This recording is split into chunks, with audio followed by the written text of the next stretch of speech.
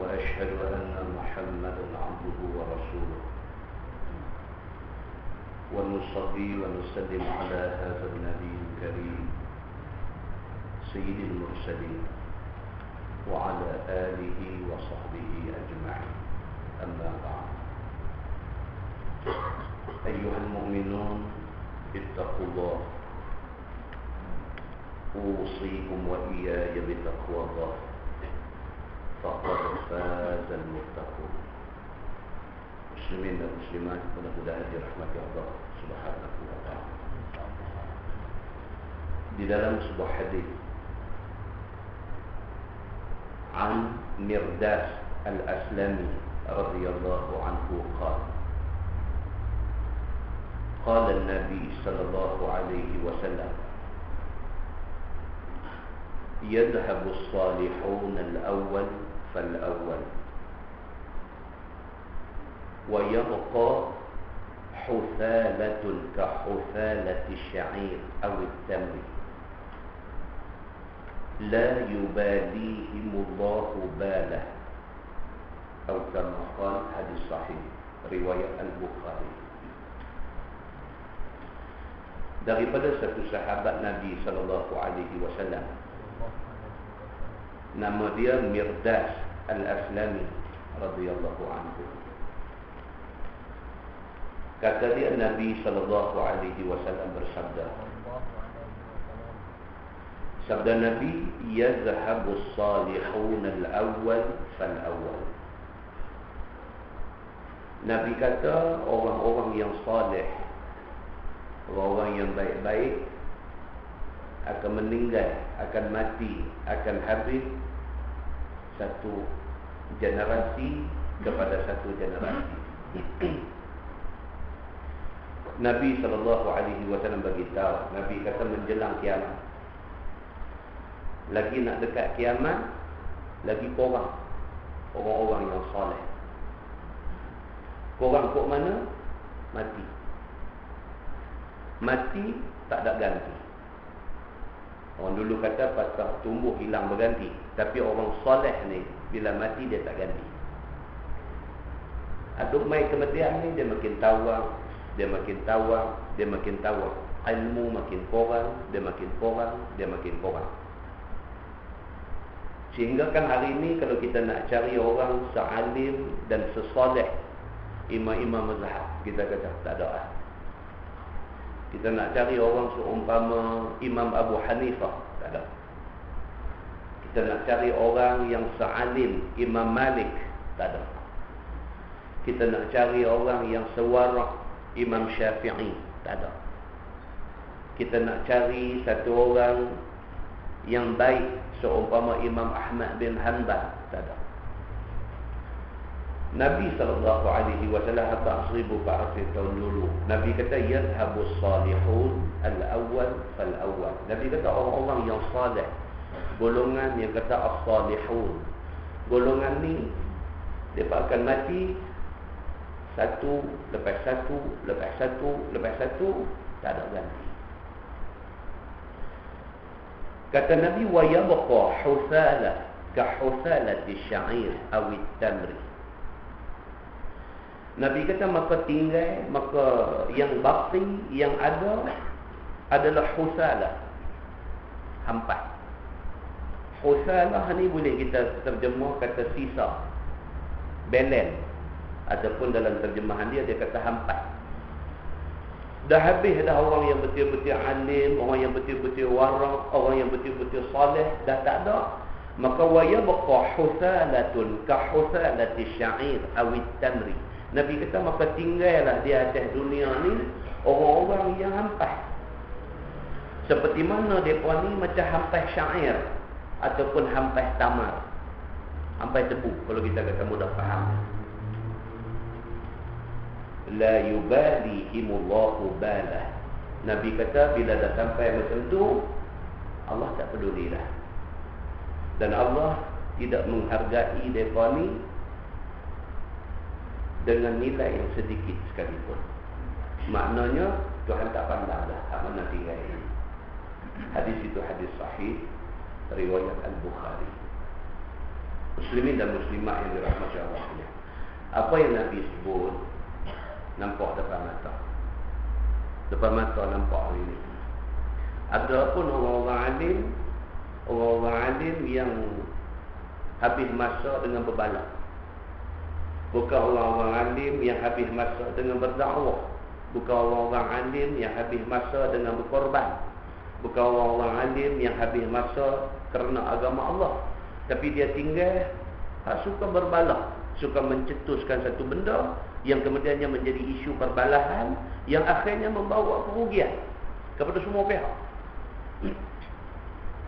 Dia yang berbalah pun tak untung apa, masyarakat yang tumpang mendengar pun tak dapat apa. Berbeza dengan ulama-ulama dulu, perselisihan di kalangan mereka ini khilaf yang dihormati. Sama-sama imam mazhab tu pun tak pernah siapa condemn siapa. Sebaliknya masing-masing hormat menghormati. Keadaan itu sudah tidak ada dalam masyarakat pada hari ini. Di dalam sebuah hadis lain, riwayat daripada Abi Hurairah radhiyallahu anhu, an Nabi sallallahu alaihi wasallam qala, ishtara rajulun min rajulin aqara, fawajada alladhi ishtara al-aqar fi aqarihi jarrah فيها ذهب فقال له الذي اشترى العقار خذ ذهبك إنما اشتريت منك الأرض ولم أشتري الذهب فقال الذي له الأرض إنما بعتك الأرض وما فيها فتحاكم إلى رجل فقال الذي تحاكم إليه ألكما ولد؟ قال أحدهما لي غلام وقال الآخر لي جارية قال أنكح الغلام الجارية وأنفقا على أنفسهما منه فتصرفا أو كما قال حديث صحيح متفق عليه. Daripada Abi Hurairah radhiyallahu anhu, kata dia, Nabi SAW bersabda. Sabda Nabi berlaku satu zaman dulu. Nabi kata, satu orang laki-laki beli tanah daripada satu orang yang lain. Nabi cerita ke sahabat. Nabi kata satu time dulu ada jadi dua orang laki-laki, seorang jual tanah, seorang beli tanah. Macam tu. Fawajada alladhi ishtara al-aqar fi aqarihi jarrah fiha dhahab. Kawan yang beli tanah ni, bila dia dah beli, dia balik hidup cangkui tanah tu. Cangkui dalam tanah tu dia jumpa satu bekas. Dalam bekas tu ada emas.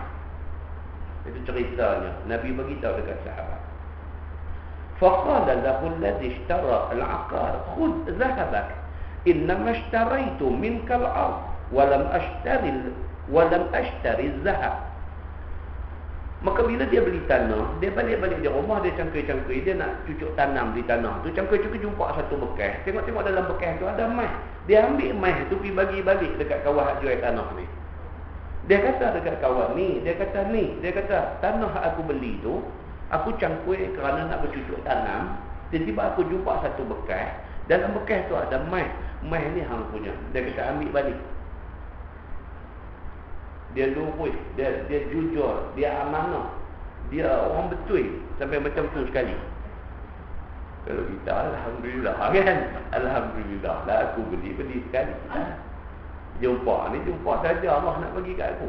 Kita kata, kalau kita Nabi cerita insiden ni, Nabi cerita kejadian ni. Nabi kata berlaku satu zaman dulu, dua laki-laki, satu jual tanah, satu beli tanah. Syekh yang beli tanah ni dah beli, balik cangkui-cangkui nak cucuk tanam, jumpa satu tepayan, satu benda dalam tanah tu, dalam tu ada emas.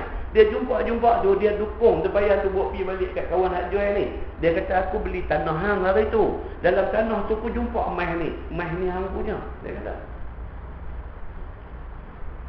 faqala alladhi lahul ard innama bi'tuka al-arda wa ma fiha. Tuan tanah hak jual ni pula, bila kawan ni dukung main terpayah mai kat dia, dia kata aku tak boleh terima. Aku jual kat hang tanah, Maknanya dengan segala benda yang ada atas tanah, segala benda yang ada dalam tanah, semua tu kira hang, dia kata. Kalau kita pula jadi kawan dia, Allah terima kasih banyaklah dukung supaya tu pergi bubur dalam bilik tidur buah katil.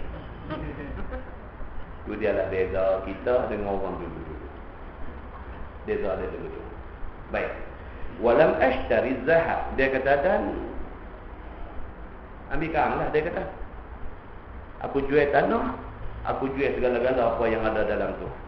Maka aku tak boleh ambil dah mai ni. Wa qala lal fatahakama ila rajul. Maka depa tahu payah macam ni. Kawan hak beli tanah ni pun tak mau ambil, kawan hak jual tanah pun tak mau ambil. Hak beli tanah kata, mai ni kepunyaan kawan yang jual tanah, kawan yang jual tanah kata dak kepunyaan hang pasal hang dah beli dah. Tak selesai benda ni. Fatahakama ila rajul. Maka dua-dua sekali pergi cari satu orang yang boleh dipercayai dalam kampung mereka. Pergi dekat satu orang yang boleh dipercayai untuk nak suruh kawan tu jadi hakim, selesaikan masalah mereka. Faqala alladhi tahakama ilaihi. Kawan yang dipilih sebagai hakim ni kata, dia kata alakuma walad. Dia kata ni empat dua orang ni ada anak dah. Qala ahaduhuma li ghulam. Seorang kata saya ada anak jantan seorang. Wa qala al-akhar li jariyah. Seorang lagi pula kata saya ada anak perempuan seorang. Kawan hak beli dengan kawan hak jual ni, seorang ada anak jantan, seorang ada anak perempuan. Qala, kata kawan yang jadi hakim ni, dia kata ankihal ghulaman jariyah. La macam ni, bagi anak jantan hang kahwin dengan anak perempuan dia ni. Hakim ni kata wa anfiqa ala anfusihi wa anfiqa ala anfusihima minhu faqasarrafa. Maka dia kata mai hak jumpa ni bagi buat belanja anak-anak apa dua orang. Maka keputusan itu diterima oleh dua-dua orang. Tuan, kalau kita pula jadi hakim, kita kata apa pula? Hang tak mau, betul kompon tak mau. Saya nak balik ni hang pun serubah tak mau lah. Tak apalah, tinggal kat saya, kita tengok macam mana nak buat. Kalau kita jadi hakim, kita jadi orang jual tanah pun tak betul, kita jadi orang beli tanah pun tak betul, kita jadi hakim pun tak betul. Pasal apa? Pasal kita tak betul. Itu masalah dia. Hadis itu hadis sahih muttafaqun alaih. Hadis ni dia nak tunjuk dekat kita betapa satu masa dulu ada orang yang luhut, yang jujur, yang amanah, yang takut kepada Allah Subhanahu wa taala. Dalam sebuah hadis lain riwayat daripada Abi Hurairah radhiyallahu anhu, kata dia annahu sami'a Rasulullah sallallahu alaihi wasallam yaqul kanat imra'atani ma'ahuma ibnatahuma kanat imra'atani ma'ahuma ibnahuma ja'a adh-dhi'bu fadhahaba bibni ihdahuma faqalat li sahibatiha innama dhahaba bibnik wa qalat al-ukhra innama dhahaba bibnik fatahakama ila Daud faqada bihi lil kubra fakharajata ala Sulaiman ibn Daud fa akhbarata faqala Sulaiman uktuni bisikin ashukkuhu bainahuma faqalat as-sughra la taf'al rahimakallah huwa ibnuha faqada bihi lis-sughra atau kama qala muttafaqun alaih. Ini pula hadis riwayat daripada Abi Hurairah radhiyallahu anhu. Kata dia dengar Nabi sallallahu alaihi wasallam bersabda. Sabda Nabi, ada satu kes dua orang perempuan. Satu hari dua-dua ni keluar ke satu kawasan lapang bawa anak seorang satu.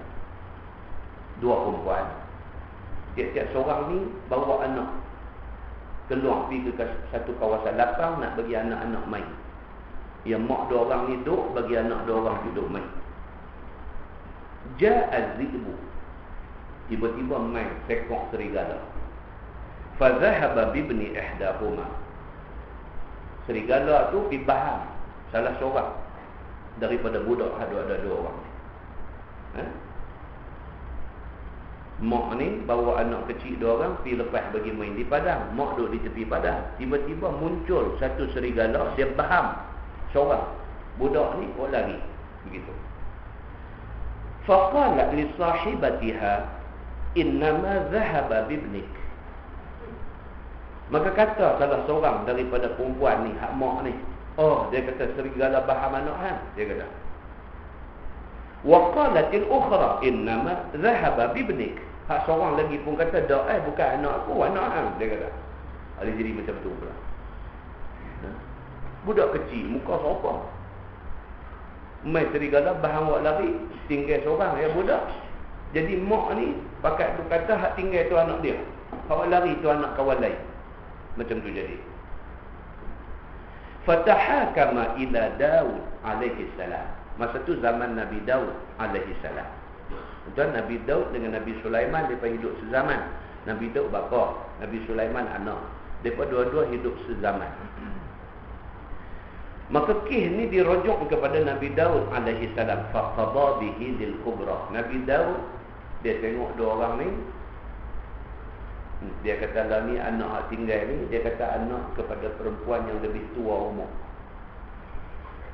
Dia ambil jalan macam tu lah. Dia kata kerana dia pun tak tahu anak tinggal ni anak siapa. Dia tengok antara 2 perempuan ni, satu tua sikit, satu muda sikit. Dia kata anak ni anak kepada hak tua sikit. Fakharajata ala Sulaiman ibn Dawud alaihi salam fa akhbaratahu. Tak puas hati. Dirujuk pula kepada Nabi Sulaiman alaihi salam. Cerita balik benda yang jadi macam ni, macam ni, macam ni. Faqala Sulaiman, kata Nabi Sulaiman pula, "Utuni bistikin." Sulaiman kata tak apa, lah ni macam ni. Oleh kerana dua-dua mengaku kata anak ni anak depa, Nabi Sulaiman kata tak apa, bawa main pisau kat aku. Dia kata, bawa main pisau dekat aku. Asyuquhu bainahuma. Aku nak belah budak ni, ambil seorang sebelah. Sulaiman kata begitu. Dah orang main rujuk dia, suruh dia jadi hakim. Masa tu DNA test semua tak ada. Kalau ada senang, hantar pergi. Mereka buat DNA test. Okey, sebenarnya anak ni anak kawan ni. Zaman tu tak ada. Bila tak ada, Nabi Sulaiman kata apa? Dia kata lah macam ni lah. Dua-dua kata anak dia, bawa main dekat aku pisau. Dia kata, asyuquhu bainahuma. Aku nak belah 2 budak ni, ambil seorang sebelah balik. Faqalatis sughra la taf'al. Perempuan muda sikit ni, dia kata dekat Nabi Sulaiman, dia kata la taf'al. Jangan, dia kata jangan. Oh, dia kata sayang budak ni, kesian kat budak ni. Jangan duk buat macam tu dekat dia. Jangan duk belah budak ni. Rahimakallah wa huwa ibnuha. Bila dia kata lagu tu, dia kata mudah-mudahan Allah merahmati kamu. Tak apalah, anak ni bagilah dekat perempuan tua ni. Tak apalah, jangan duk buat bagi budak ni sakit, jangan duk buat budak ni cedera, jangan sampai budak ni jadi apa-apa. Tak apalah, bagi dekat hak tua ni, bagi kat kakak anak ni tak apa. Tak ambil kat saya pun tak apa. Nabi Sulaiman alaihi salam bila tengok lagu tu, faqada bihi lisughra. Dia kata kalau lagu tu budak ni anak hang sayang dekat dia. Dia kata. Maka dia buat keputusan budak ni anak kepada perempuan hak muda sikit tadi. Hadis itu hadis sahih muttafaqun alaih. Muslimin dan muslimat yang dirahmati Allah sekalian, kita ambil ikhtibah.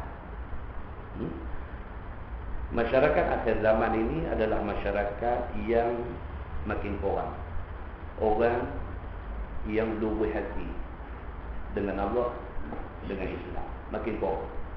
Ada banyak dalam masyarakat hari ini adalah orang yang luaran dia mungkin nampak tenang, tapi Nabi kata wa qulubuhum qulubuz zi'ab. Hati mereka hati serigala.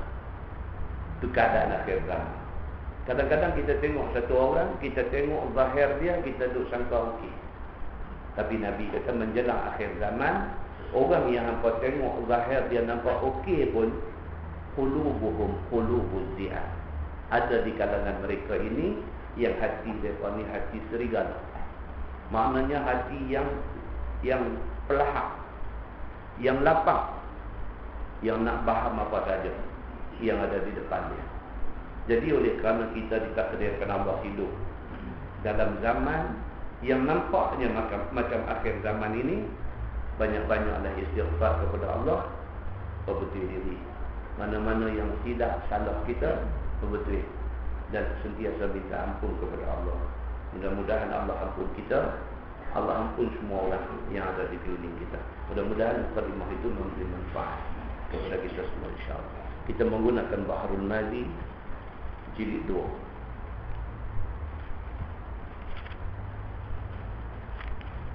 Muka surat 53. Muka surat 53. Bab ma jaa fi salat qabla al-maghrib. Itu bab yang datang pada menyatakan sembahyang qabliyah maghrib. Ketahuilah saudaraku, ada pula sembahyang sunat antara bab dan qamat sembahyang maghrib. Dia kata nak sembahyang maghrib antara bab dengan qamat tu, Nabi kata ada satu sembahyang di antara bab dan qamat sembahyang maghrib ni. Maka itulah dinamakan sembahyang qabliyah maghrib. Maka sembahyang ini ada khilaf ulama padanya. Ini yang kita cerita sikit bulan lepas. Kan dalam ramai-ramai kita ni masing-masing dengan masing-masing punya fahaman dan masing-masing punya pegangan. Cuma ada di kalangan kita ni yang boleh bertolak ansur, dan ada di kalangan kita ni yang syadid dengan fahaman dia. So yang boleh tolak ansur tak ada masalah apa. Dia faham kata tidak ada satu nas yang betul-betul kuat yang jelas mengatakan Nabi buat qabliyah maghrib. Yang ada tak menyebutkan kata Nabi buat qabliyah maghrib, maka dia tak mau buat, dia kata. Tapi orang nak buat dia tak kisah. Itu satu golongan. Ada satu golongan lagi dia pegang kata tak ada kalau buat bid'ah. Dia kata bila orang buat dia fikir macam nak telan kawan tu. Ini satu golongan dan sentiasa ada dalam masyarakat kita sampai bila-bila. Kita nak tengok malam ni apa cerita sebenar-benar tentang sembahyang qabliyah maghrib ni. Dia kata maka sembahyang qabliyah maghrib ini ada khilaf ulama padanya. Kata setengahnya sunat dan kata setengahnya tiada sembahyang qabliyah maghrib itu. Satu kata sunat, satu kata tak ada. Dan hadis yang dikeluarkan oleh Imam At-Tirmizi ini setengah daripada hadis yang menunjukkan tuntut buah. Dan dia kata di sana ada satu hadis riwayat Imam At-Tirmizi yang mengatakan ada qabliyah maghrib ini. Maka bunyi hadisnya, dia kata an Abdullah ibn Mughaffal anin Nabi sallallahu alaihi wasallam qala baina kulli azanaini salatun liman syaa. Diriwayatkan daripada Abdullah bin Mughaffal daripada Nabi sallallahu alaihi wasallam. Sabda Nabi, antara dua bab, dia panggil dua bab, bab dengan qamat, dia panggil dua bab. Kan? Kita panggil hak mula tu bab, hak sebelum sembahyang tadi qamat. Tapi ada hadis yang menggunakan perkataan dua-dua tu azan. Hak tadi pun hak bang tu pun azan, hak qamat tu pun azan. Kerana hadis ni lah timbul khilaf dalam satu hal lain. Mazhab Hanafi, kalau tuan-tuan ada kawan-kawan apa nama yang bermazhab Hanafi, kalau di India ramai Hanafi. Depa qamat pun macam bang. Depa qamat pun Allahu akbar, Allahu akbar, Allahu akbar, Allahu akbar. Asyhadu an la ilaha illallah, asyhadu an la ilaha illallah, asyhadu anna Muhammadar Rasulullah, asyhadu anna Muhammadar Rasulullah. Depa tarjih tiap-tiap kali. Kita bila qamat Allahu akbar, Allahu akbar, asyhadu an la ilaha illallah, asyhadu anna Muhammadar Rasulullah, kita satu-satu. Tapi dalam mazhab Hanafi dia tarjih. Tarjih maksud dia ulang. Allahu akbar, Allahu akbar, Allahu akbar, Allahu akbar, asyhadu an la ilaha illallah, asyhadu an la ilaha illallah. Dia qamat macam tu. Pasal apa? Pasal dia pegang kepada hadis Abdullah bin Mughaffal yang mengatakan baina kulli azanaini salat. Di antara dua azan. Hak nu azan, hak ni azan. Maka qamat pun serupa azan, serupa bang mula juga. Itu khilafnya berlaku di situ. Baik.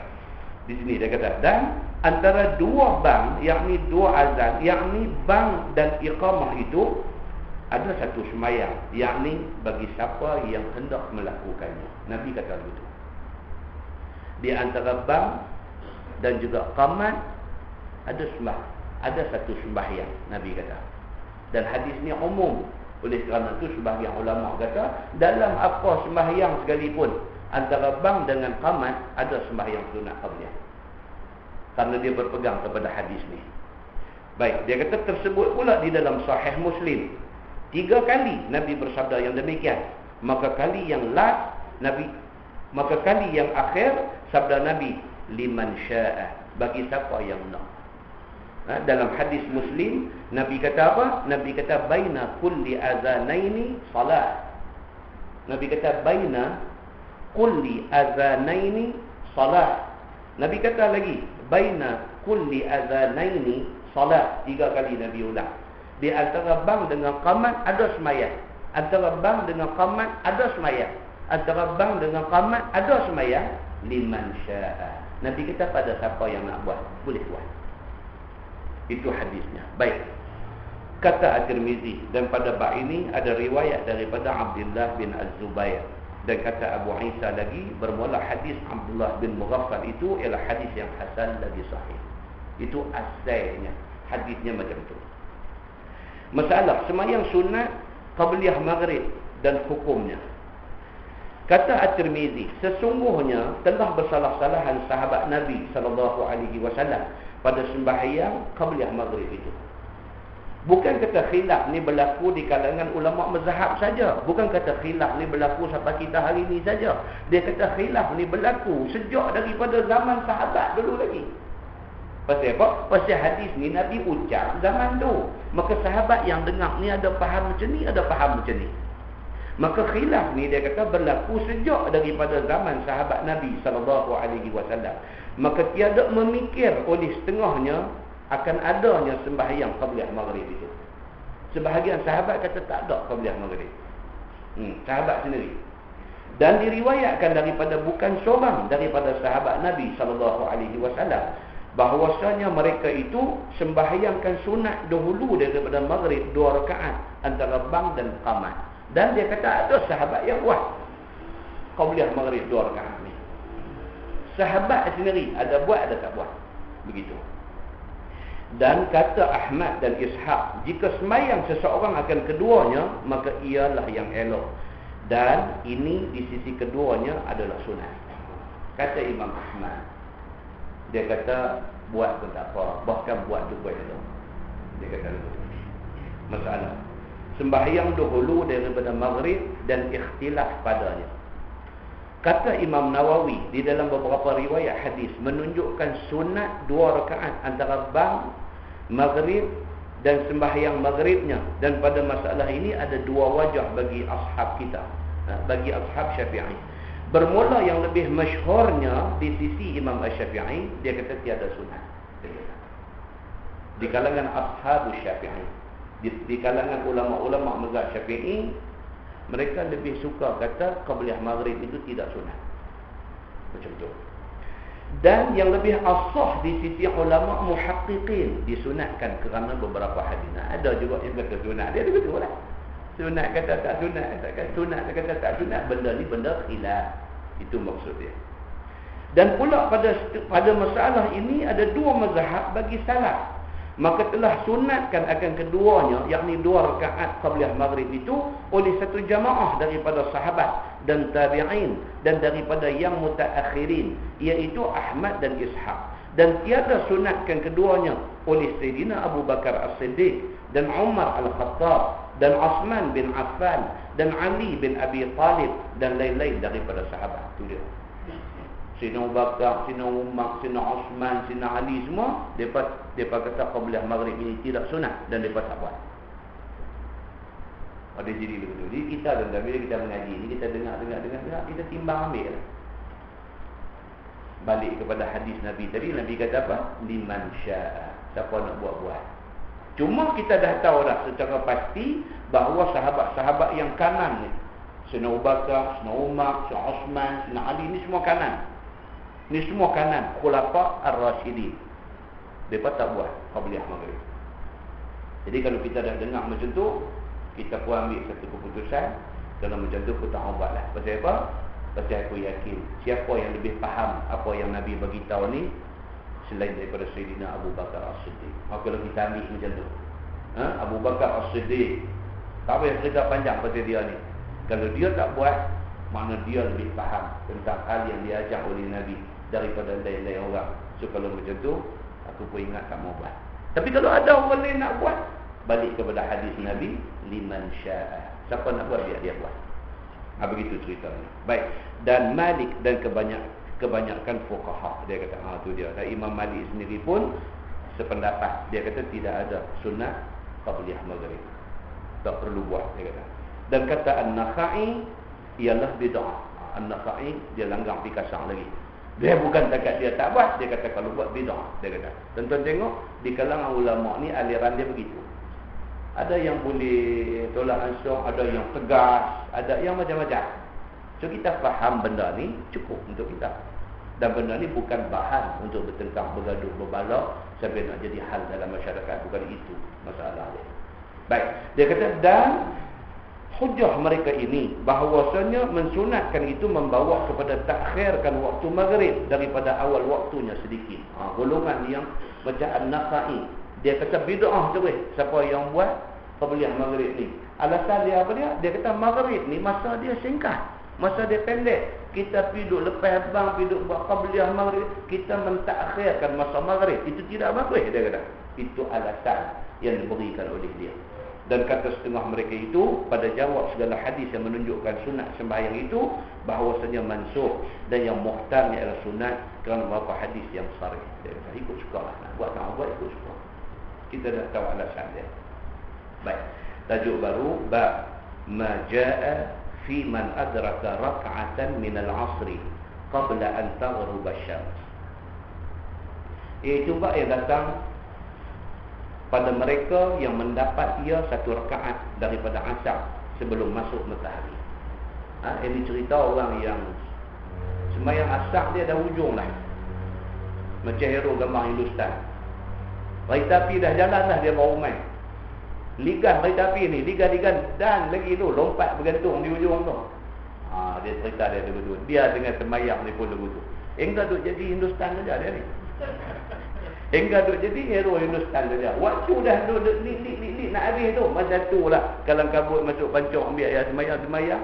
Baru masuk satu, baru rokok i'tidal satu rakaat. Bunyi bang lah masuk waktu semayang lain lah. Ambil kerap sangat duk jadi Hindustan. Ingat, ini cerita dia. Ketahuilah saudaraku, dapat beberapa masalah daripada hadis yang akan datang ini. Ialah daripada menyebutkan orang sembahyang yang mendapat satu rakaat asar. Kemudian daripada habis serakaat dan tinggal lagi 3 rakaat, maka masuklah dia sembahyang yang menyempurnakan asarnya itu 3 rakaat itu di dalam waktu maghrib. Itu dia. Dia dan 1 rakaat aja masjid bang dah. Masuk dah maghrib. Apa hal dengan dia ni? Adakah sembahyangnya itu sah ataupun tidak? Itu perbahasan dia. Orang yang macam ni sembahyang dan 1 rakaat masuk waktu. Masuk waktu sembahyang lain. Sembahyang dia tu sah ke tak? Itu dia tu. Dan jika sah, adakah dihukumkan sembahyang itu tunai ataupun qada? Satu, sah ke tak? Yang kedua, kalau kita kata sah sembahyang dia, sembahyang tu nak kira tunai ke nak kira qada? Pasal apa? Pasal 1 rakaat dalam waktu, 3 rakaat di luar waktu. Sembahyang dia kira tunai ke kira qada ke? Itu perbahasan yang kedua. Baik. Maka daripada hadis yang dikeluarkan oleh Imam At-Tirmizi ini dapatlah jawabnya. Dia kata, hadisnya an Abi Hurairah radhiyallahu anhu, anna an-nabiy sallallahu alaihi wasallam qala, man adraka rak'ah min as-subhi qabla an tatlu'a asy-syamsu faqad adraka as-subh. Diriwayatkan daripada Abi Hurairah radhiyallahu anhu bahwasanya Nabi sallallahu alaihi wasallam bersabda, siapa yang mendapat dia akan 1 rakaat subuh dahulu daripada terbit matahari, maka sesungguhnya mendapat ia akan subuh itu secara tunai. Nabi dikata begitu. Tidak buat kerja apa-apa semalam ni, duk lekat poster ke apa ke, tidur pukul 3, pukul 4 pagi, bangkit subuh, tengok lagu nak cerah tak cerah, dia jadi mamun.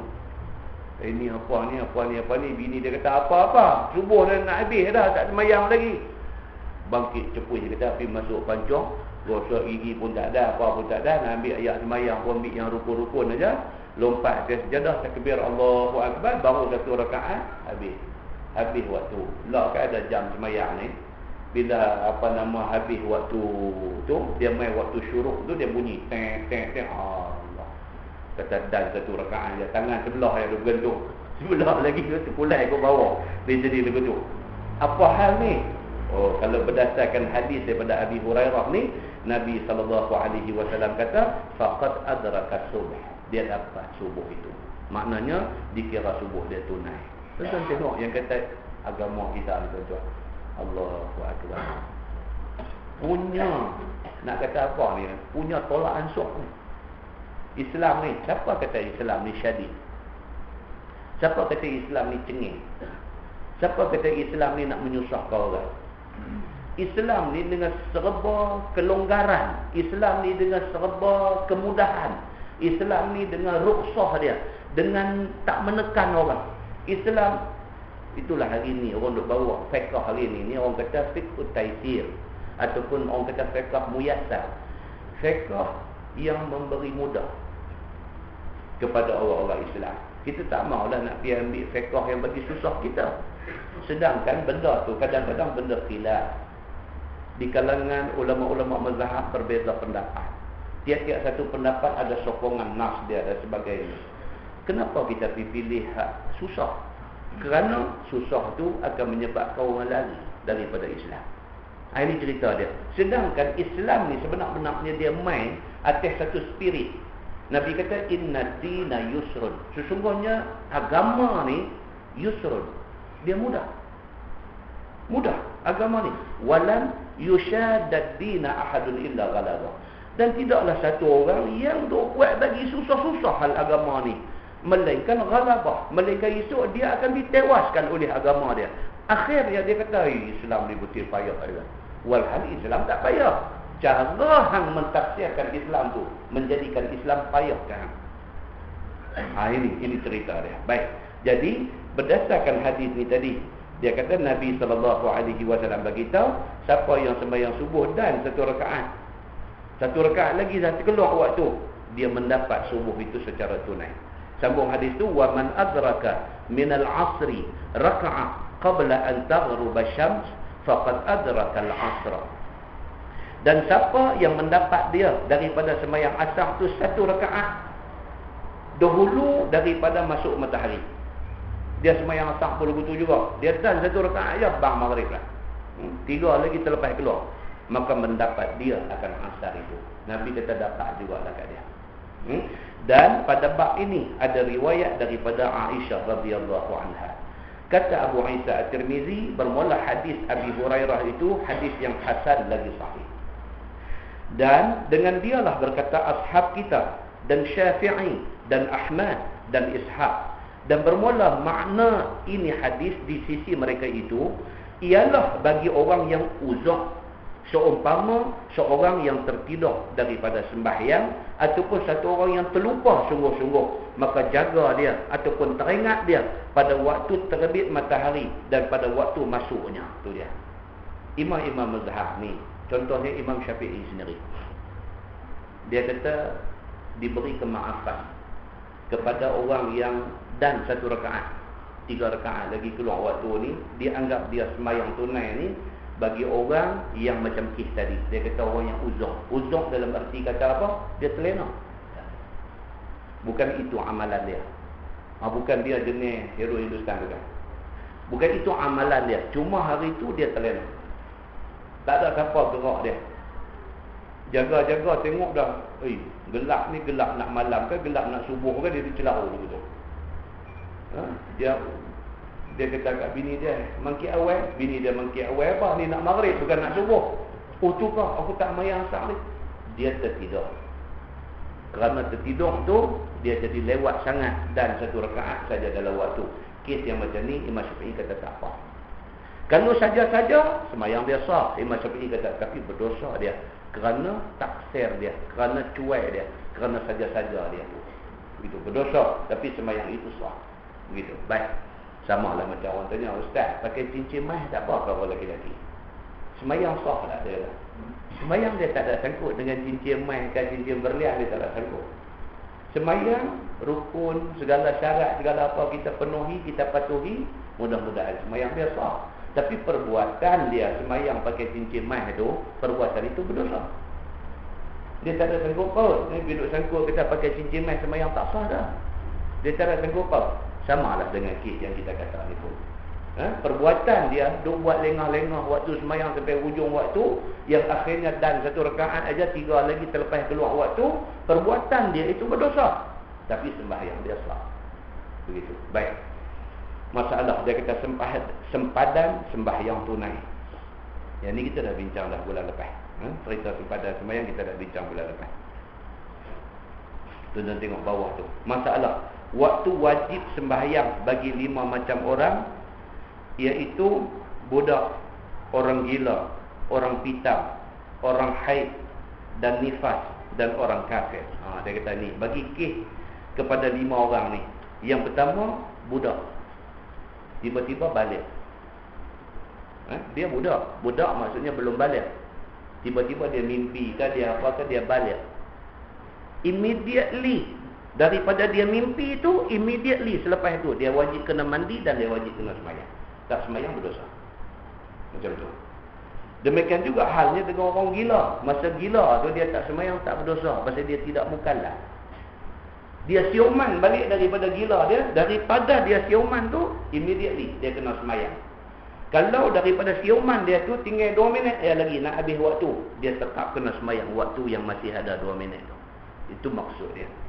Demikianlah halnya dia kata dengan orang yang pitam, pengsan, sofa juga pengsan. Dia sedang maghrib nak habis, lagi 5 minit.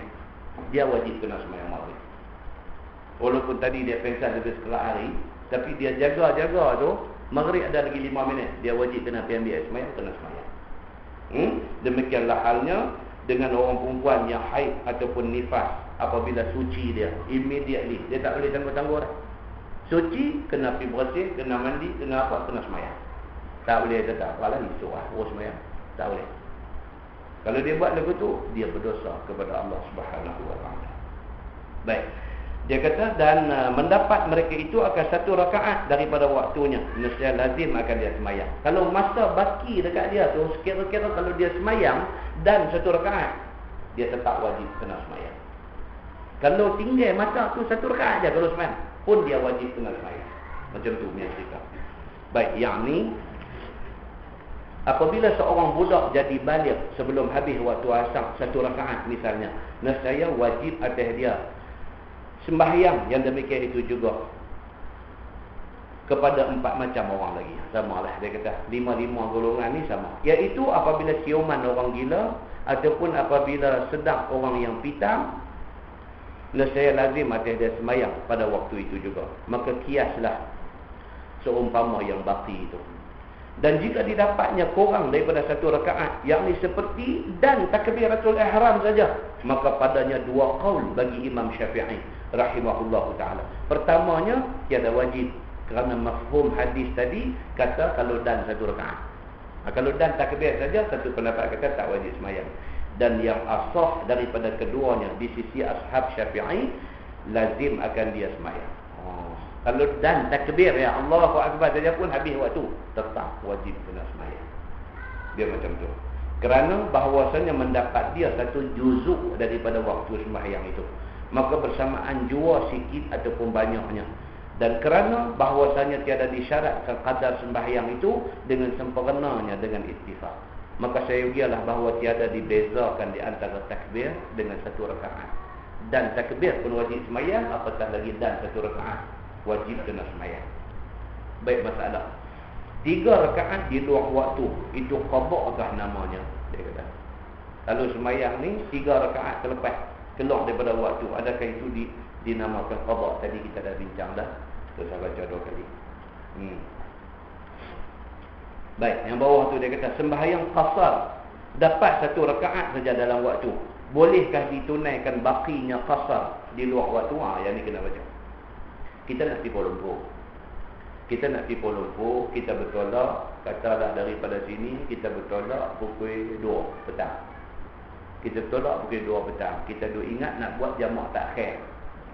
Kita niat kata nak buat jamak takhir. Sat lagi sampai di tapak sat lagi, kita nak buat jamak takhir di situ. Kita niat macam tu. Bertolak api lah. Bertolak api singgah Parit Buntang.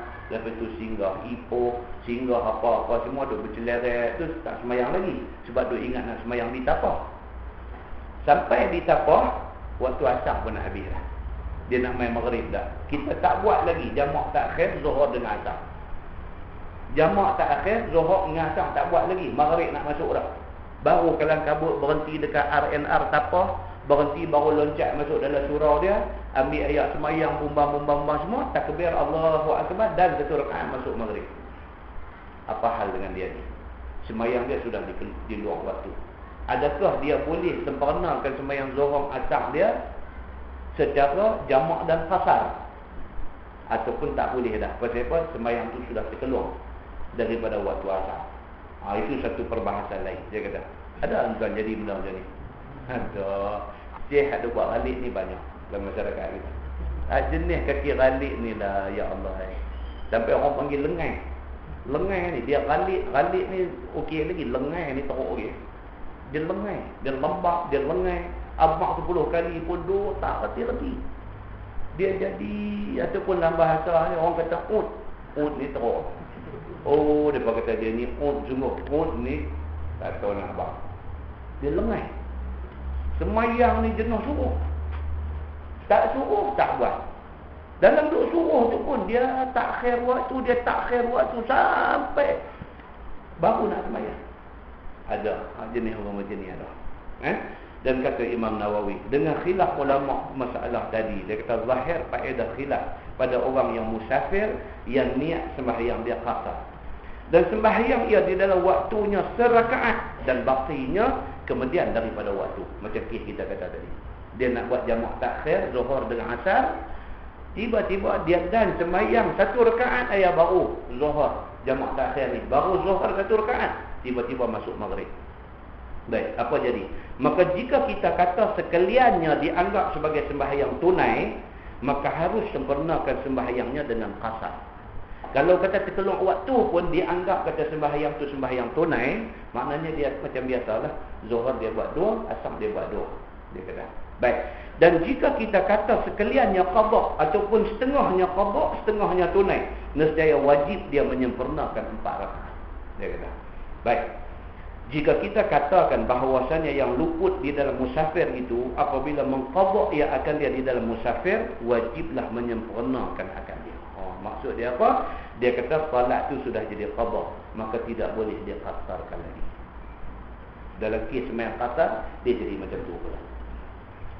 Nampak? Pentingnya kita nak justify sembahyang yang terkeluar tu dia anggap tunai ataupun qada. Kalau kita yakin kata tunai, masih boleh buat jamak qasar. Boleh buat 2 rakaat Zuhur 2, asar 2. Tapi kalau kita anggap kata sembahyang tu sudah jadi qada, maka tidak boleh buat qasar. Tak boleh dah. Berarti dia jadi sembahyang qada. Zuhur kena buat 4, asar kena buat 4. Itu punca perbahasan tentang sembahyang yang terkeluar waktu ni tunai ataupun qada. Pasal dia membawa implikasi hukum yang lain. Dia macam tu. Baik, masalah sembahyang subuh ataupun asar habis waktu sebelum salam, sah ke sembahyang yang ulang juga tadi. Kita dah baca dah. Tengok tajuk baru.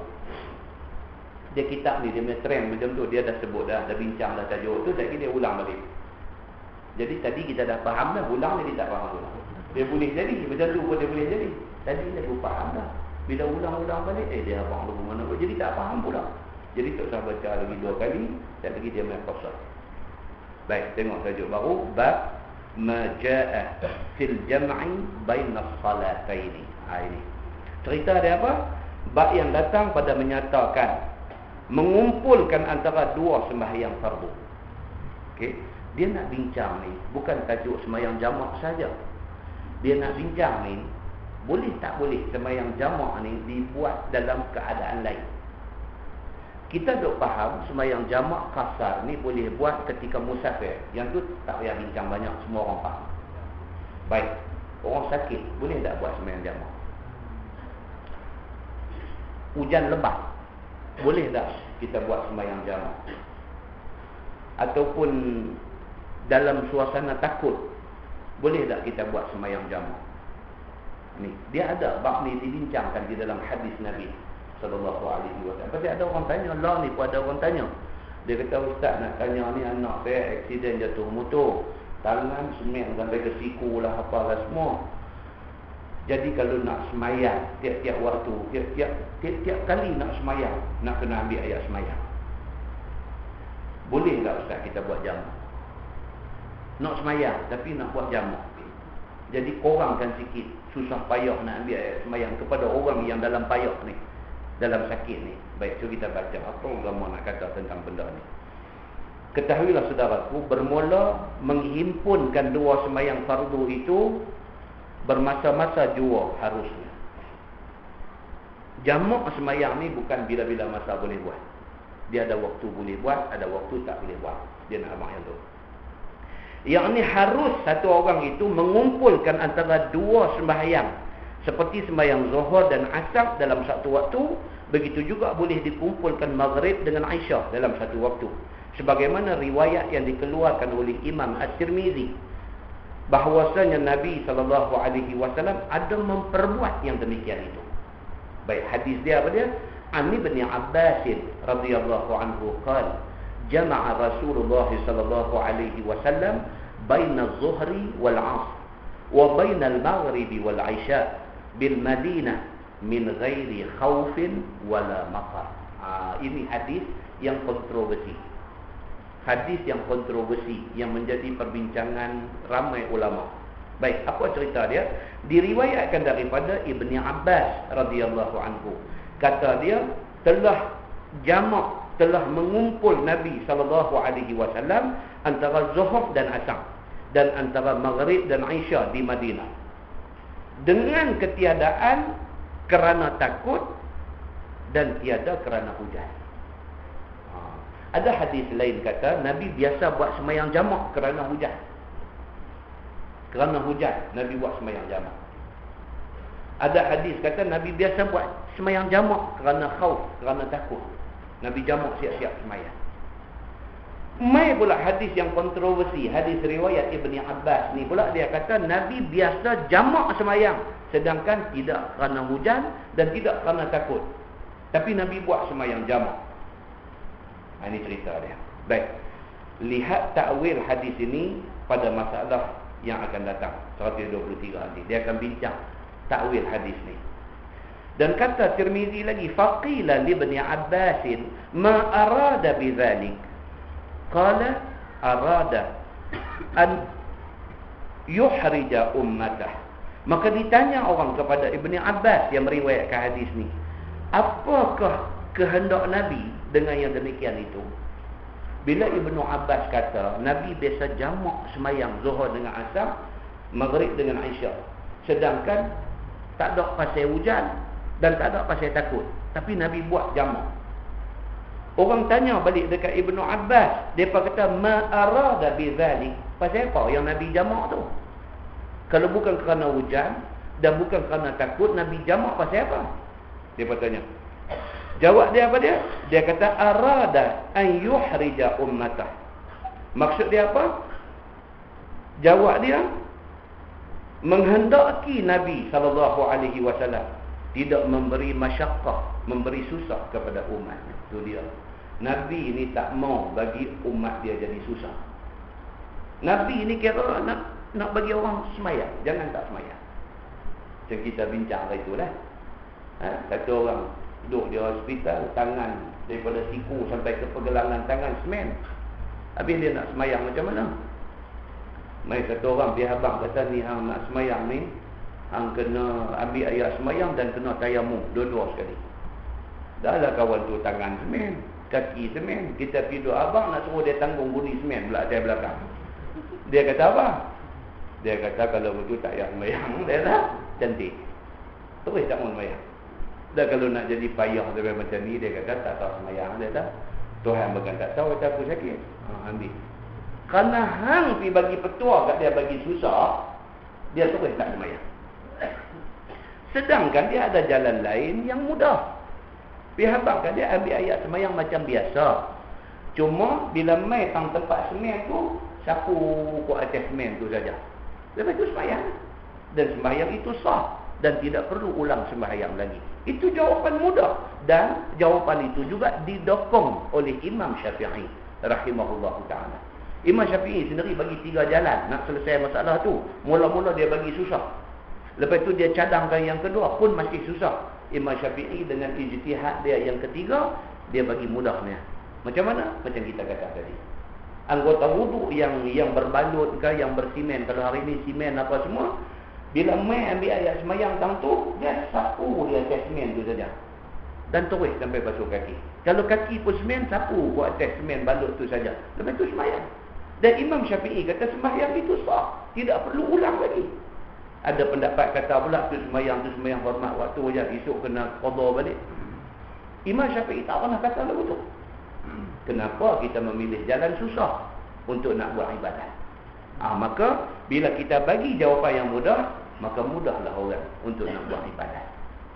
Dia banyak kan kalau kita tengok benda-benda khilaf di kalangan ulama mazhab ni pun macam-macam. Macam-macam. Kalau sebut pun jadi riuh macam masjid aja. Pasal kita tak pernah dengar. Kita tak pernah dengar, kita jadi riuh. Kan? Contoh kita kata dalam bab daging babi. Daging babi, Imam Syafi'i seorang saja yang mengatakan daging babi ini najis mughalladhah. Dia kata najis berat, yang apabila kita sentuh dia, kita kena sama. 3 mazhab besar lagi. Mazhab Hanafi, mazhab Maliki dengan mazhab Hanbali. Dia berkata daging babi ini mutawassitah. Sama macam najis-najis lain saja. So cara cuci dia kata memadai dengan basuh bagi hilang ain najis dan hilang apa warna atau apakah hilang, maka sudah bersih. Imam Syafi'i bab daging babi ini dia kata mughalladhah daging babi ini. Sedangkan tidak ada ayat Quran secara jelas kata babi itu mughalladhah. Tidak ada dalam hadis yang sahih yang mengatakan babi itu mughalladhah, tak ada. Cuma itu pendapat hasil ijtihad Imam Syafi'i. Imam Syafi'i ijtihad dia ketat macam tu. Timbul masalah lah kalau kita berpegang dengan ijtihad itu. Timbul masalah. Jumhur 3 mazhab kata najis mutawassitah. Alasan mereka apa dia? Dia kata dalam Quran Allah sebut 3 benda dalam satu ayat. Hurrimat alaikumul maitah waddam walahmul khinzir.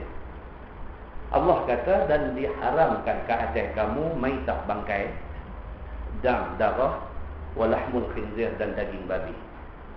Bangkai, darah, daging babi Tuhan sebut dalam satu ayat. Kalau bangkai itu najis mutawassitah, kalau darah itu najis mutawassitah, pasal apa babi pergi jadi mughalladhah? Itu hujah 3 mazhab. Pasal apa pula dia kata babi itu satu pergi jadi mughalladhah? Kalau babi itu mughalladhah, dia kata bangkai pun mughalladhah, darah pun mughalladhah. Dia kata hujah 3 mazhab lagi. Jadi bila kita teliti balik tengok hujah ni, nampak betul juga. Tapi Imam Syafi'i dia adalah alasan-alasan dia, walaupun tidak bersandar kepada nas yang konkret, tetapi dia main dengan ijtihad dia mengatakan babi ini mughalladhah. Kan?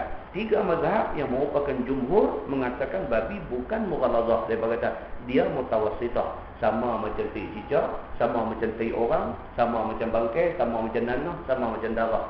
Kedudukan dia sama, basuh macam biasa sahaja.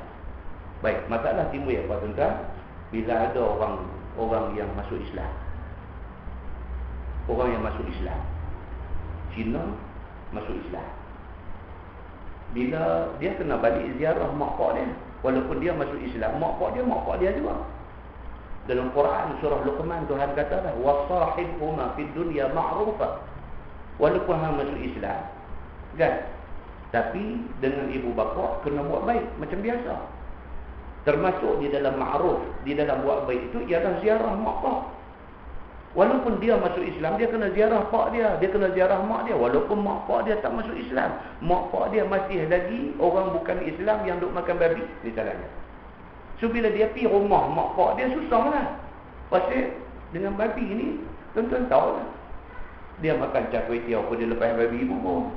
Dia buat gulai pun dia buat gulai babi.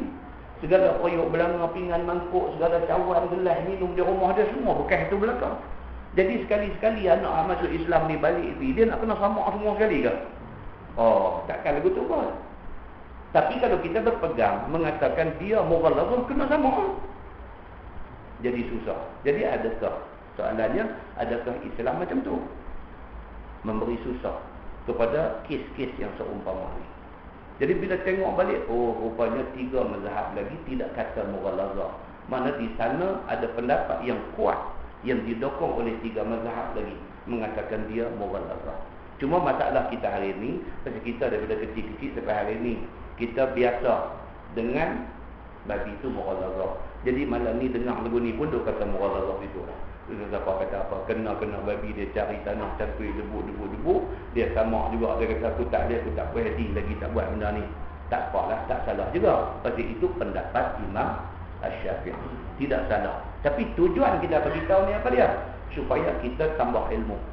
Kita tahu kata, oh bab ni di kalangan mazhab ada cerita macam ni. At least dia menjadi satu tambahan ilmu kepada kita semua. Takat tu aja. Nah, muslimin dan muslimat yang dirahmati Allah sekalian. Kata Imam Tirmizi, bermula hadis Ibni Abbas ini sesungguhnya diriwayatkan daripada ketiadaan satu wajah, dan telah meriwayatkan dia oleh Jabir bin Zaid dan oleh Sa'id bin Jubair dan Abdullah bin Syafiq al-Aqili, dan sesungguhnya diriwayatkan daripada Ibni Abbas daripada Nabi SAW lain daripada ini. Baik, masalah mengumpulkan antara 2 sembahyang yang berdosa. Dia nak beritahu. Jamak bukan sebarang masa boleh jamak. Ada kadang-kadang kita jamak jadi berdosa. Dia kata. Baik, wahai saudaraku, telah dikeluarkan oleh Imam At-Tirmizi satu hadis yang menunjukkan berdosa mengumpulkan 2 waktu sembahyang di dalam satu waktu jikalau dengan tiada uzur. Tak ada pasal-pasal nak duduk jamak. Kan? Saja-saja suka hati nak pergi jamak, dia kata boleh jadi berdosa. Dia kata. Macam kita ni, main-main tadi sembahyang maghrib, nak sembahyang maghrib kita beritahu ni, lah macam ni lah. Kita jamak tu ya, maghrib dengan isyak, tak lagi kuliah, habis kuliah kita buka belah. Bagus punya satu fatwa kalau bagi macam tu. Main ni pun dengar, ustaz kata takkan tak adil pun. Cantik wadah, tak lagi boleh awal. Sebarang waktu, sebarang masa suka hati tak boleh. Agama ni bukan dengan otak ciptaan kepala kita. Yang tu kita kena ingat. Apa juga benda mesti ada tanda nas yang konkret. Okey, so dia nak beritahu di sini. Dia kata tak boleh kita duk pergi buat sembahyang jamak ni sebarang waktu suka hati. Tak boleh, dia kata. Katanya Ani bin Abbasin, anin Nabi sallallahu alaihi wasallam qala, "Man jama'a baina as-salataini min ghairi uzrin faqad ata baban min abwabil kaba'ir." Dia kata diriwayatkan daripada Ibni Abbas radhiyallahu anhuma, daripada Nabi sallallahu alaihi wasallam sabdanya, siapa kumpulkan antara 2 sembahyang dengan ketiadaan uzur, saja syok-syok nak buat jamak, maka sesungguhnya telah mendatang ia akan satu pintu daripada beberapa pintu dosa besar. Dia kata tak boleh suka hati. Agama, tuan-tuan, agama tak boleh buat suka hati kita. Tak boleh. Itu member bukan Islam. Dia sembang. Saya tak ingat saya cakap masjid ni kan di mana sebelum ni. Dia sembang. Dia kata kat saya, dia kata dia betul-betul respect dengan Islam. Dia bukan orang Islam, tapi dia main abang kat kita. Dia kata dia betul-betul respect. Dia tabik dekat Islam ni. Pasal apa? Dia kata pasal Islam ni, dia kata semua benda standardized. Standard. Pergi di mana pun, tak usah kata Malaysia, tak usah kata Indonesia, tak usah kata Thailand, pergilah ke negara Europe pun, pergilah ke negara Arab pun, pergilah ke negeri China, Taiwan, Hong Kong, mana pun yang ada community, ada masyarakat orang Islam, sama. Sembahyang fardu 5 waktu.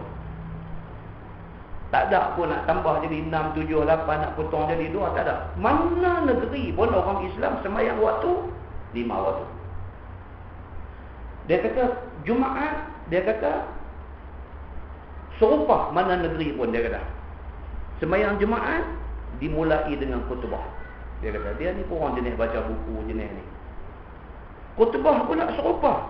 Khutbah, lepas itu duduk sat, lepas itu khutbah. mana negeri pi pun yang ada orang Islam, semayang ni sama. Lagi dia kata semayang, dia kata, tengoklah negeri orang putih, tu imam orang putih ke, tu imam Arab ke, tu imam orang Siam ke, tu imam orang apa-apa pun, semayang kira Fatihah baca. Baca pun serupa, semayang pun 5 waktu sama, bacaan Fatihah pun sama, semua sama. Dia kata ini satu benda saya cukup respect sama Islam. Dia kata agak kita duduk dengar ni. Okey. Tak serupa kita, dia kata. Dia kata satu tempat saja, dia kata satu rumah berhala dengan satu rumah berhala, dia ni buat lagu dia ni buat lagu dia, tak sama. Dia kata saya itu hari saya pergi, dia kata saya punya saudara mati, saya pergi duduk dekat dengar itu depa punya duk main jampi depa ni, duk baca. Dia kata dia duduk dengar apa yang dia dibaca. Lepas tu ada satu siapa akan mati, panggil orang lain pula main baca. Dia duk banding, baca tu baca tak serupa. Habis dia pergi tanya dekat kawan duk baca jampi ni. Dia kata, apa pasal you main baca dengan sana yang itu baca tak serupa? Jawab kau ni apa? Dia kata suka hati lah aku nak baca apa. Dia pun suka hati dia nak baca apa. Dia kata dia ni yang dengar ni, dia dengar jawapan ni, dia balik duk fikir. Dia kata apa ni? Agama ni boleh buat suka hati kah? Agama ni kalau betul-betul Tuhan buat turun main, tentu Tuhan bagi standard semua orang sama. Kalau Tuhan buat turun main, dia buat main satu ya, semua ikut satu tu. Ni dia ni boleh buat ikut suka dia, dia ni mimpi apa ke dia buat suka dia ni apa ke dia suka dia. 5 tempat 5 macam tu ada. Dia kata ni betul-betul Tuhan buat turun main kan, hampa tu kelentong kami kan selama ni. Dia main macam tu punya soalan dalam diri dia. Saya suat tangan dia macam tu. Dia kata apa? Main.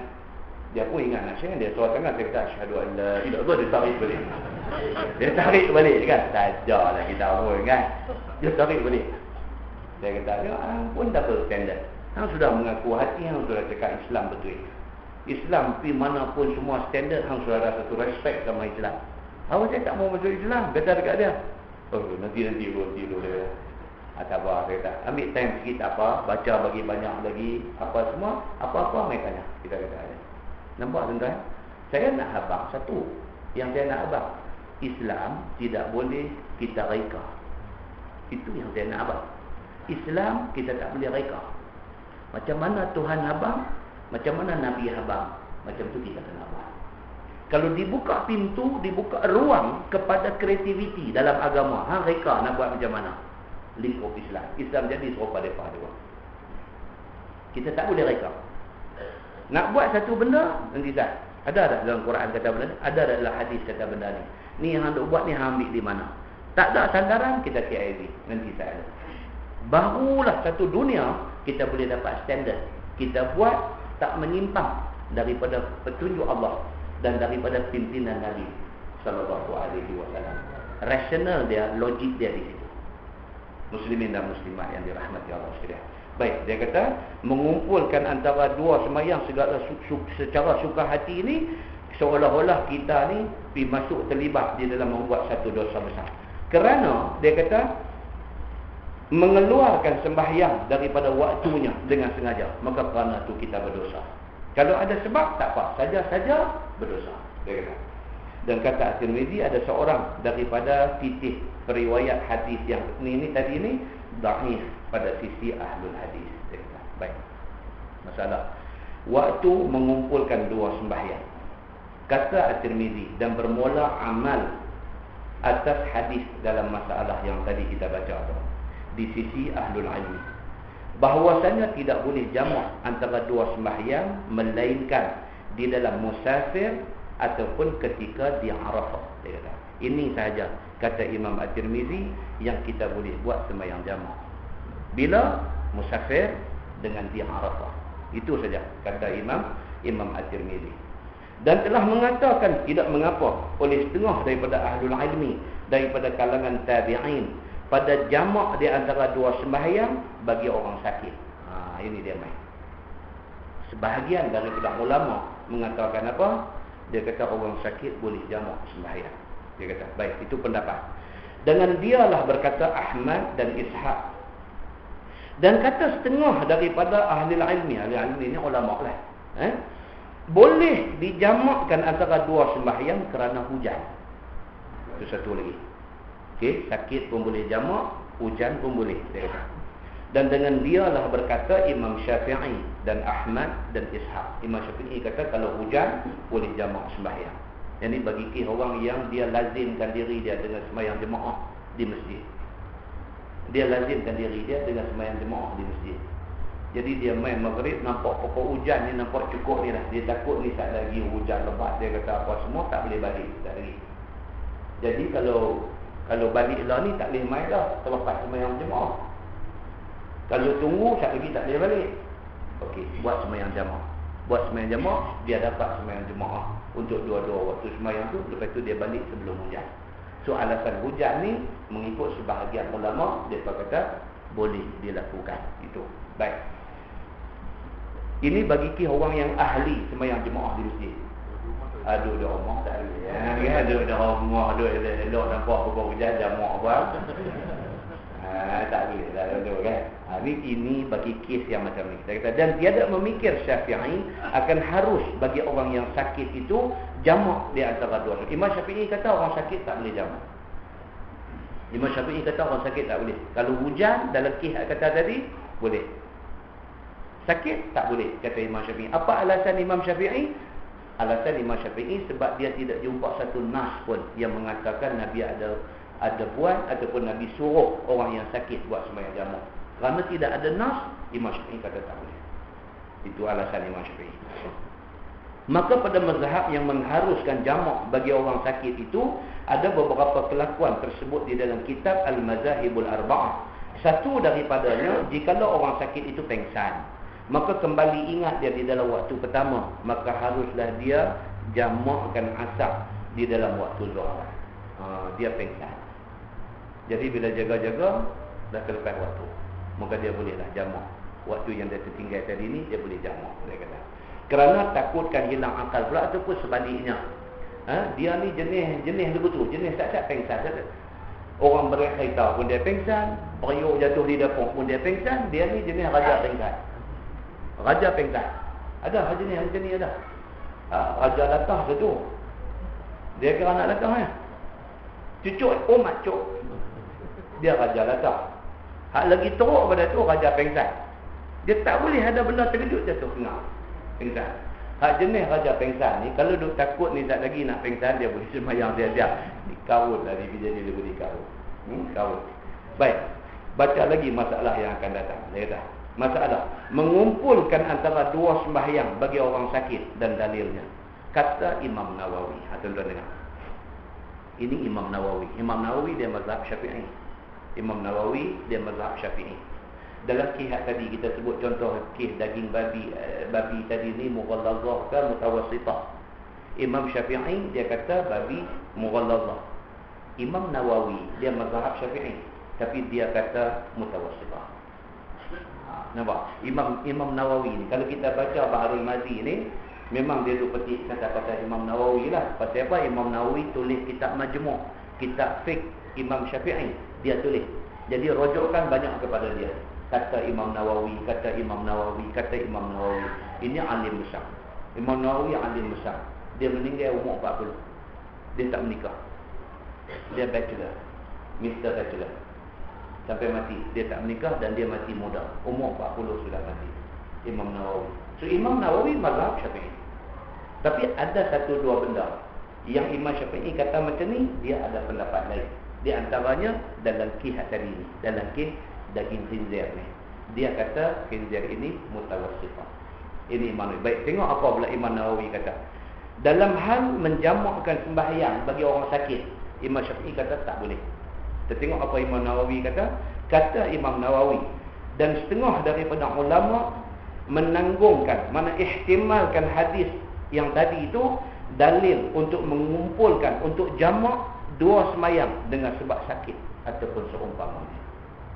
Imam Nawawi dia setuju orang sakit boleh jamakkan sembahyang. Pasal apa? Pasal dia merujuk dengan pendapat orang-orang ulama-ulama yang lain. Dia kata daripada barang yang maknanya daripada segala uzur. Dan inilah qaul Imam Ahmad bin Hanbal, Imam mazhab Hanbali, dan Qadhi Husain daripada ashab kita. dan telah memilih akan dia oleh Al-Khitabi dan Al-Mutawalli dan Ar-Ruyani daripada ashab kita, dan ialah yang mukhtar, yang terpilih pada takwil bagi zahir hadis itu. Jadi ada beberapa ulama setuju mengatakan orang sakit boleh jamakkan sembahyang dia. Itu pendapat di kalangan ulama fiqh. Dan telah memilih akan dia, dan ialah yang mukhtar, dan bagi perbuatan Ibnu Abbas dan muwafaqah bagi Abi Hurairah. Dan kerana bahawasanya masyaqqah pada orang sakit itu lebih lagi ke atas orang yang hujan. Itu alasan dia. Kalau kerana hujan pun dibenarkan untuk jamak semayang, apatah lagi orang sakit. Sudah tentu orang sakit lebih-lebih lagi boleh diberikan kelonggaran untuk jamak sembahyang. Itu pendapat yang didokong oleh Imam Ahmad bin Hanbal, dan pendapat ini dipersetujui oleh Imam Nawawi. Ada lagi tu. Baik, di kalangan ulama hadis. Di kalangan ulama hadis, mereka kata jamak yang dibolehkan ini ialah jamak suri. Dia kata, ini ada kedua tuan-tuan buka dalam kitab-kitab, ada perbahasan tentang benda ni. Orang sakit ni boleh buat jamak, tetapi jamak tu dia panggil jamak suri. Jamak suri ni, suri daripada perkataan suar, gambar. Jamak suri, jamak yang pada zahirnya nampak macam jamak, tetapi sebenarnya tidak jamak. Maksud dia apa? Maksud dia, orang sakit ni adalah baik disuruh mereka ni sembahyang zuhur ujung waktu. Elok dia habis sembahyang zuhur asar, masuk waktu asar, dia sembahyang asar. Nampak zahir macam dia jamakkan zuhur dengan asar, tetapi dia tak jamak. Dia sembahyang zuhur dalam waktu zuhur, tapi ujung waktu. Sekira-kira dia habis sembahyang zuhur tak lama, masuk asar, dia sembahyang asar. Maka yang sembahyang dia sekali saja untuk buat dua sembahyang. Sembahyang ini di kalangan ulama hadis dia panggil jamak suri. Jamak yang nampak gambaran macam jamak, tetapi sebenar tidak jamak. Jadi hak ni tuan-tuan, jamak suri ni kita ada buat. Hak tak sakit ni ada buat. Kan? Jadi hak sakit tu tak nak kata lah kawan sakit. Ni hak tak sakit ni pun duk buat lagu tu juga. Lohok ni ambil pukul 4.40 baru sembahyang lohok. Pasal apa? Pasal 4.50 masuk azan. Jadi 4.40 baru sembahyang lohok. Habis-habis sembahyang lohok orang dengan tasbih, tarik biji tasbih dengan zikir dengan apa? Bang azan. Jadi elok. Bagi azan pula. Jamak suri juga dia pun. Kan? Ini tak elok lah. Bagi orang yang tak ada apa susah, tak ada masyaqqah sakit apa-apa, jangan buat lagu tu. Sembahyang awal waktu. Jamak suri ni untuk orang sakit, kerana nak kurangkan ambil ayat sembahyang banyak kali tu. Bagi kes-kes yang macam ni, sebahagian besar daripada ulama menganjurkan buat macam ni. Pasal apa? Pasal sembahyang jamak bagi orang sakit ni tidak ada nas, tidak ada sandaran. Maka ulama sebahagian tak berani nak kata boleh buat. So jalan selamat, buat inilah sebagai satu jalan keluar kepada masalah orang sakit ni. Baik. Itulah seterusnya saya kata.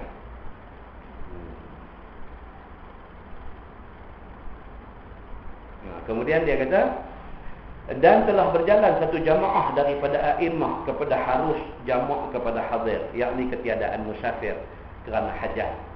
Bagi mereka yang tiada mengambil akan dia menjadi adat. Jangan duk jadikan adat saja suka-suka, tak boleh. Dia kata nak pergi buat jamak suka-suka hati, tak boleh.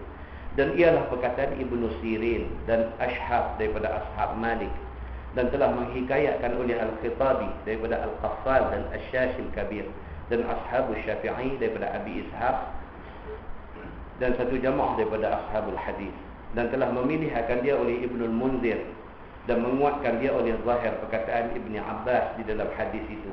Dan katanya hadis yang tadi ini arada an yuhrija ummata, artinya menghendaki Nabi bahawa tak memberi masyaqqah kepada umatnya. Nabi tak mau bagi umat dia susah, maka tiada diilatkannya dengan sakit dan tiada lainnya. Wallahu a'lam. Kemudian di bawah tu dia kata, dan kata At-Tirmizi pada akhir kitab sahihnya, tiadalah di dalam kitab aku ini hadis yang diijma'kan oleh umat Islam atas meninggalkan amal dengan dia, melainkan hadis Ibni Abbas di dalam masalah tadi. Dan hadis tiba-tiba telah dikeluarkan oleh Imam Nawawi akan beberapa orang mengamalkannya, sebagai yang diterangkan di dalam syarah Muslim. Maka menunjukkan Imam Nawawi itu ialah seorang ulama besar yang luas tatap dan pengetahuannya dan amat tinggi martabat alimnya, sebagaimana dikatakan oleh Ibnu Hajar Al-Haytami di dalam Al-Fatawa Al-Kubra. Itu dia Imam Nawawi. Dia berani mengatakan ada di kalangan ulama seperti Ahmad bin Hanbal yang membenarkan orang sakit buat sembahyang jamaah. Dia kata ternyata Imam Nawawi ini satu orang yang hebat dari segi keilmuan. Kemudian insya-Allah lepas ini tuan-tuan,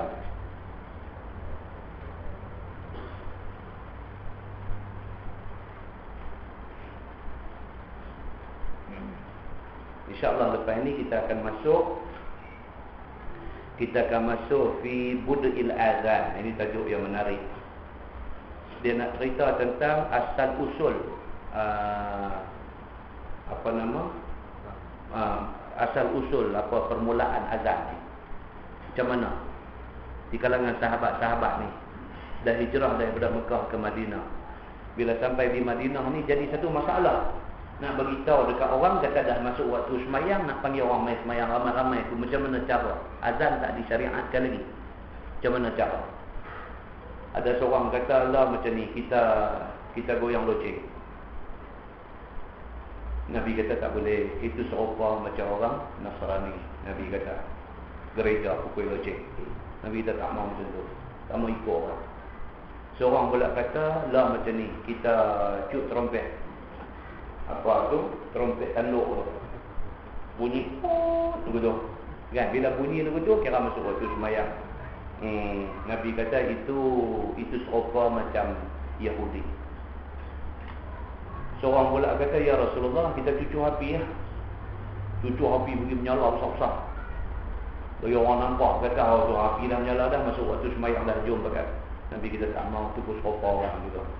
Serupa Majusi, serupa Yahudi pun api juga. Nabi kita tak mau. Lepas tu balik, masing-masing balik fikir. Nabi kata, pakai fikir, siapa dapat idea apa, esok main abang.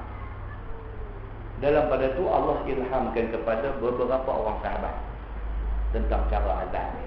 Kita akan tengok hadis tu secara detail. Siapa yang diilhamkan tentang azan kita dengar hari ini. Bila main Nabi dengar, Nabi kata apa. Kemudian ada pula seorang lagi sama mimpi macam dia, dan diterima itu sebagai cara untuk nak panggil orang sembahyang. Okey, itu satu bab kita akan tengok.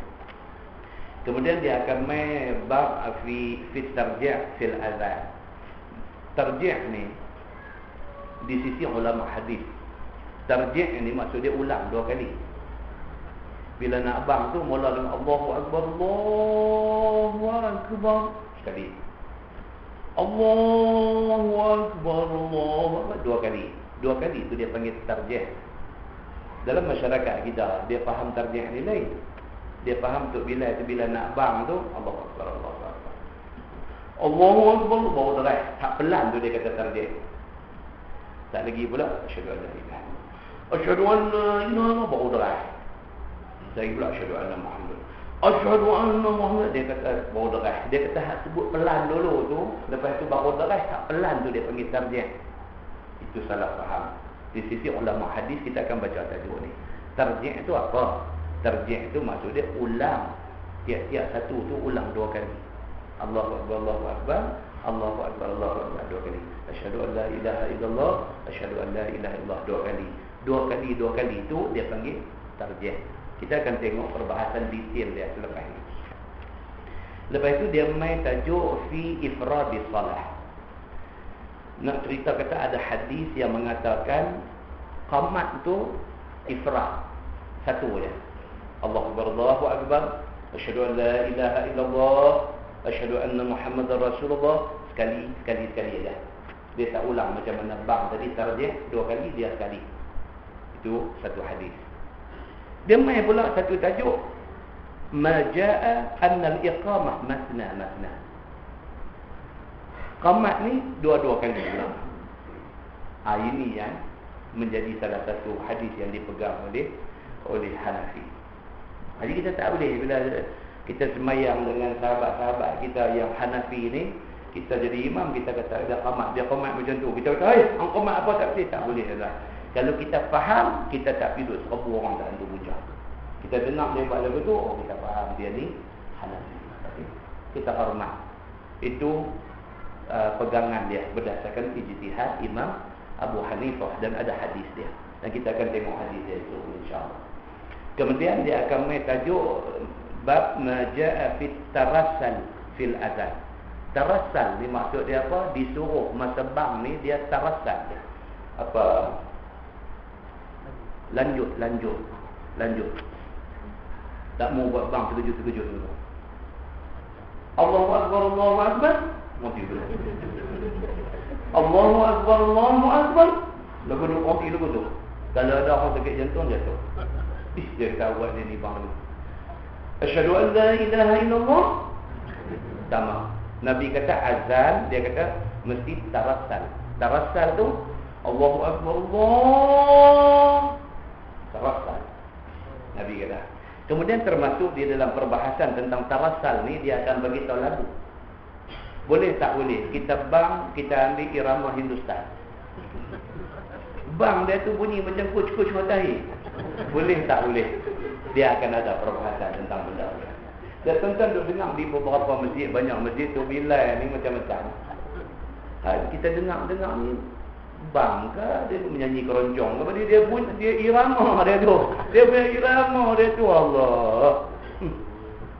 Kan? Jadi boleh tak boleh kita pergi buat lagu macam-macam tu. Ataupun dari segi lagu azan pun ada hadis beritahu nak kena macam mana lagu dia.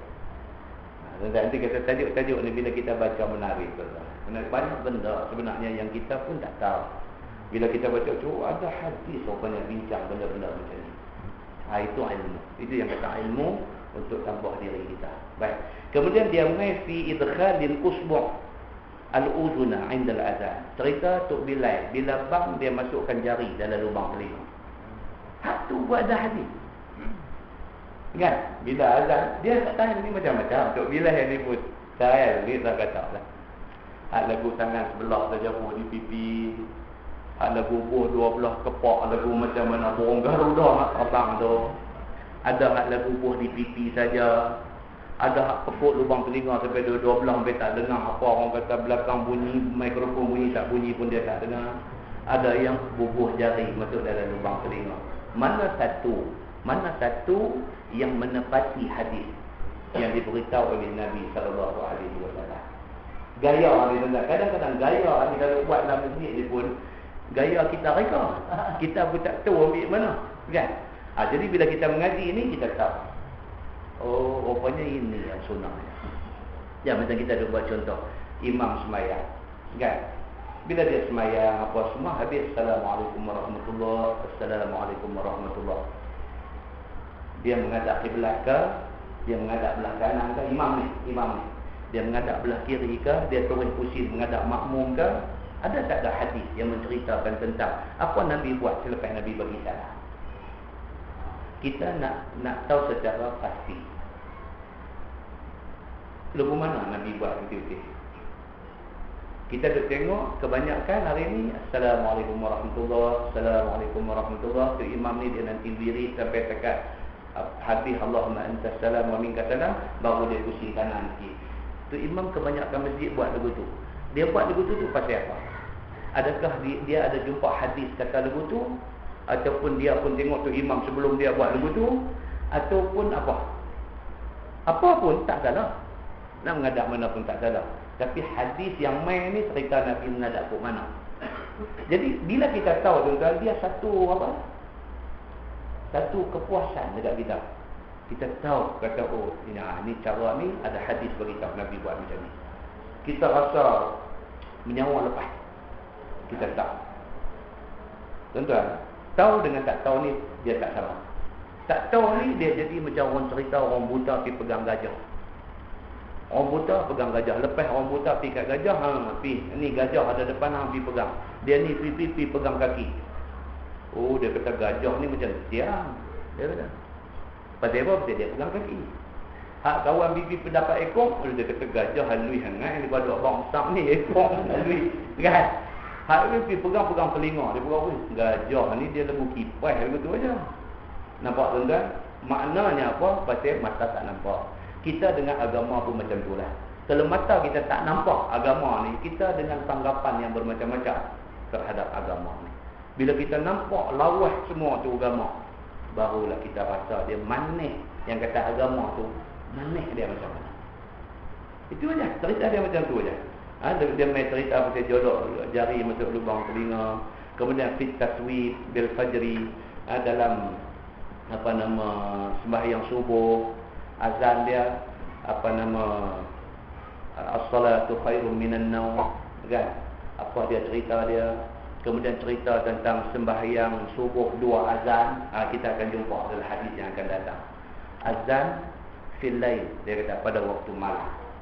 Zaman Nabi apa nama sembahyang subuh 2 azan. Azan mula apa nama azan Bilal. Azan Bilal itu tak masuk waktu lagi, itu masih malam. Bila azan kedua, azan Ummu Maktum, baru masuk waktu subuh. So zaman Nabi bila dengar azan Bilal kira masih malam. Bila dengar azan apa Ummi Maktum, maksudnya apa?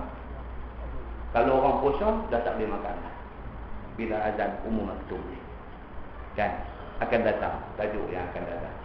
Jadi tuan-tuan, saya pesan diri saya pesan dekat tuan-tuan semua. Mari kita mengaji. Saya mengajar pun saya tambah pengetahuan. Tidak semua benda yang saya mengajar ni saya tahu dah. Saya pun tak tahu setengahnya. Sebab apa kita mengaji sampai universiti, sampai peringkat mana pun, kita tak akan cover semua ilmu ada-ada. Hak mana jadi silibus muqarrar kita tu saja yang kita belajar. Hak lain tu atas rajin kita rajin hidup dan tak ada telinga di masjid, kita dapat ekstra ilmu. Kalau tidak, tu lah nak masuk paisa bila kita belajar. Banyak benda kita tak tahu. Kemudiannya bila kita duk baca ni, baru kita baca ni pun tambah. Tuan-tuan yang mendengar pun dapat tambah. Saya dapat kebaikan, tuan-tuan dapat kebaikan, insya-Allah.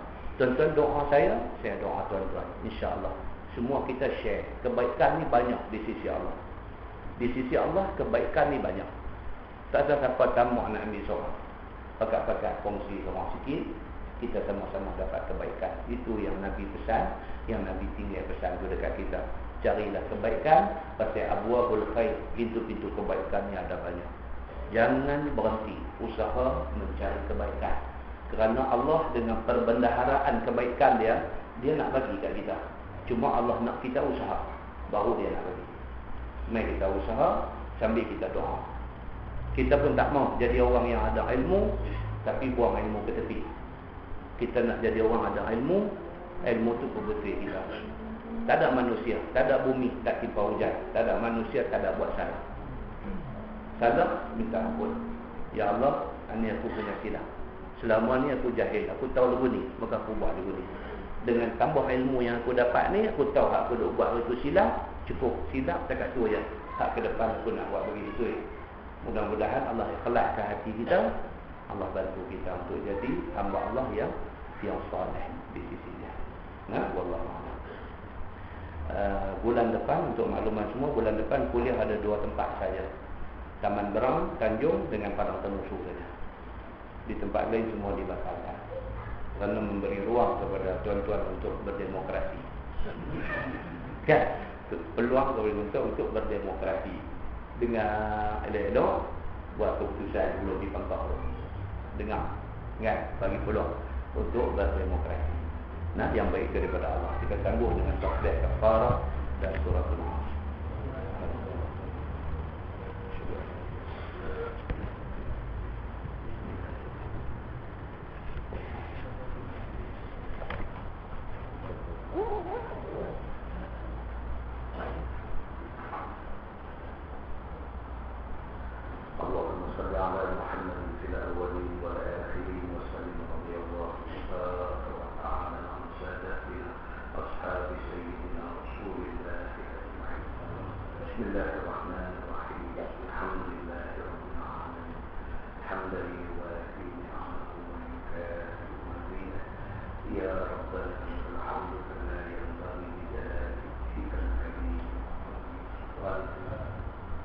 رضينا بالله ربا وبالإسلام دينا اللهم افتح علينا فتوح العارفين وارزقنا فهم النبي بجاه خاتم المسلمين.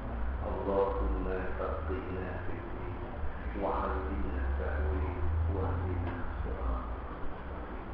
اللهم أرنا الحق حقا وارزقنا اتباعه وأرنا الباطل باطلا وارزقنا اجتنابه. اللهم اجعل جمعنا جمعا مرحوما وتفرقنا من بعده تفرقا معصوما. وصلى الله على محمد وعلى آله وصحبه وسلم والحمد لله رب العالمين. السلام